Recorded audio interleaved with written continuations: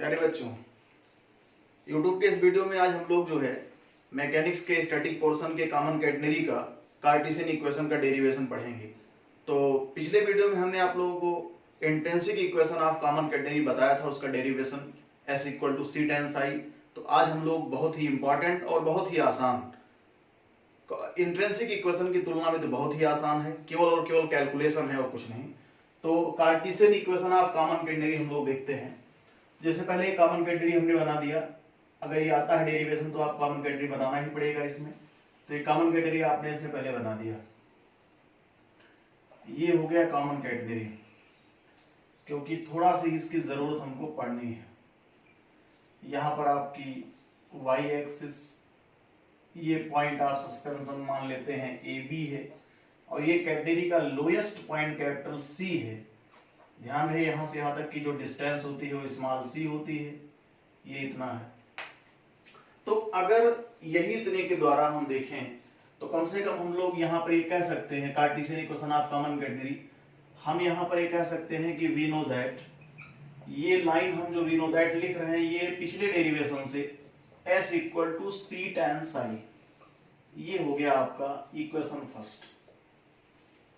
अब हमको ये पता है कि जो टेन साई होता है वो स्पर्श रेखा यानी टेंजेंट का स्लोप होता है। तो टेन साई की जो वैल्यू है वो डी बाई डी एक्स के बराबर होती है। चूंकि मुझे एक्स और वाई में कार्टेशियन इक्वेशन बनाना है तो टेन साई की वैल्यू हम रखेंगे तो हो जाएगा डी बाई डी एक्स। यहां पर हम रीजन लिखेंगे since tan psi equal to d by d x. अब हम इसका डिफरेंशिएशन कर रहे हैं x के रेस्पेक्ट में, तो differentiating with respect to x, जो डिफरेंशिएशन करेंगे तो हो जाएगा ds dx equal to c d2y dx2।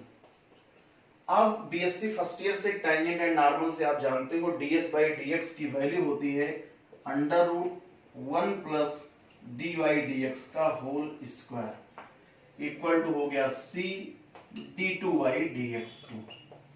Reason आपको लिख देना चाहिए कि since ds dx equal to under root 1 plus dy dx का स्क्वायर। अब हमें चूंकि y और x में रिलेशन लाना है और ये आपके सामने जो डिफरेंशियल इक्वेशन आया है ये सेकेंड ऑर्डर का है, तो मुझे इसका दो बार डिफरेंशिएशन हुआ है चूंकि, तो दो बार इसका इंटीग्रेशन करना होगा।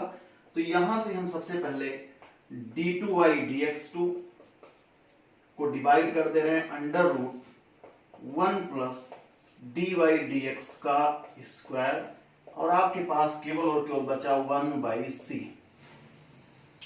अब यहां पे हम सब्स्टिट्यूशन कर रहे हैं, ये जो dy dx है इसके स्थान पे सब्स्टिट्यूट कर दे रहे हैं। तो पुटिंग इंटीग्रेशन करना है, सिंपल सा बता दें, dy dx को मान लीजिए हमने कि t पुट कर दिया, तो अगर ये t पुट कर देंगे तो d2y dx2 की जो वैल्यू आएगी वो आ जाएगी dt dx। और अब हम ये जो है लाकर के यहां से पुट करेंगे तो देयरफॉर ऊपर तो हो गया dt dx और नीचे हो गया under root 1 plus T square equal to 1 by c. तो यहां से आपको मिल जाएगा dt by root 1 plus T square equal to dx by C.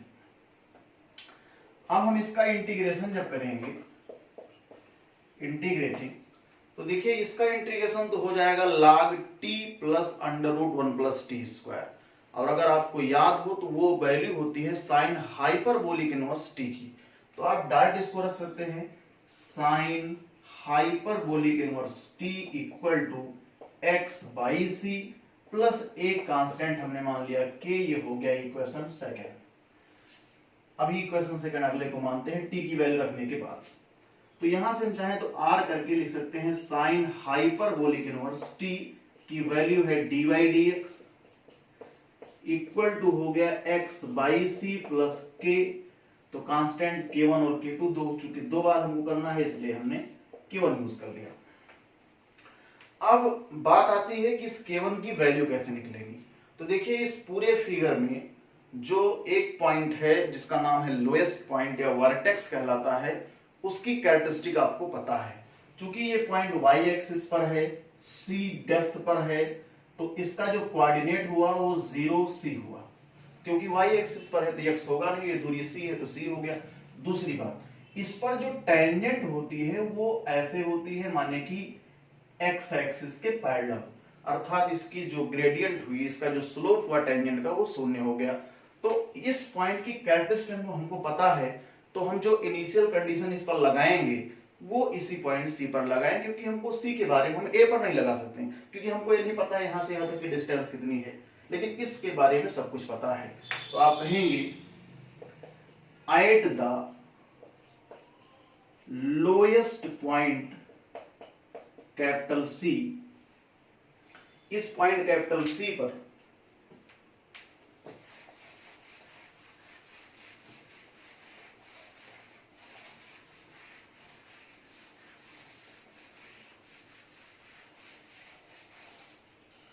Lowest point capital सी पर dy dx की वैल्यू तो जीरो है, इसलिए जीरो है क्योंकि जो टेंजेंट है वो x एक्सिस के पैरेलल है, यानी उसकी प्रवणता हो गई जीरो, और जो x है वो c के बराबर, सॉरी x 0 के बराबर है, x 0 के बराबर है, y c के बराबर है।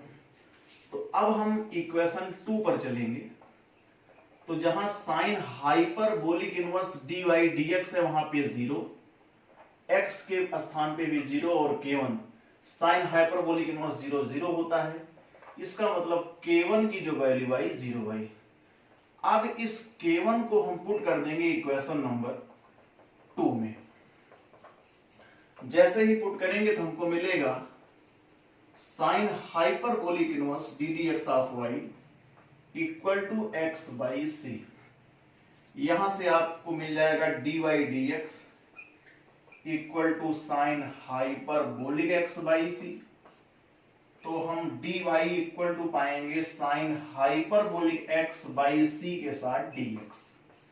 और अब एक बार इसका इंटीग्रेशन हम और जब करेंगे तो इंटीग्रेटिंग, तो y equal to sine hyperbolic का इंटीग्रेशन कास हाइपरबोलिक, ध्यान रहे माइनस नहीं होता है, x बाई सी का जब करेंगे तो c मल्टीप्लाई में चला जाएगा, तो c हो जाएगा एक नया कांस्टेंट मान लेते हैं k2, इक्वेशन मान लेते हैं 3।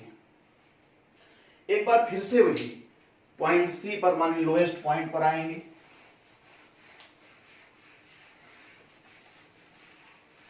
यही कहेंगे कि एट कैपिटल सी y बराबर, देखिए की बार y की जरूरत है तो y c के बराबर है, x 0 के बराबर है। तो हम इक्वेशन 3 में ये वैल्यू पुट करेंगे, तो y तो हो गया c equal to c cos hyperbolic 0 और प्लस k2। तो कास हाइपरबोलिक 0 की वैल्यू 1 होती है, c से c कैंसिल हो गया, मींस k2 बराबर 0 हो गया। अब इस k2 की वैल्यू को हम रखेंगे इक्वेशन 3 में, तो चूंकि वो 0 है तो आएगा y बराबर c cos hyperbolic x by c। और यही होता है कॉमन कैटेगरी का कार्टेशियन इक्वेशन। तो हम लोगों ने 2 वीडियो में, एक में कार्टेशियन और एक में इंट्रिंसिक इक्वेशन देखा। नेक्स्ट वीडियो में हम इससे संबंधित और कुछ इक्वेशन बताएंगे और फिर आपको इस पर आधारित क्वेश्चंस। Thank you.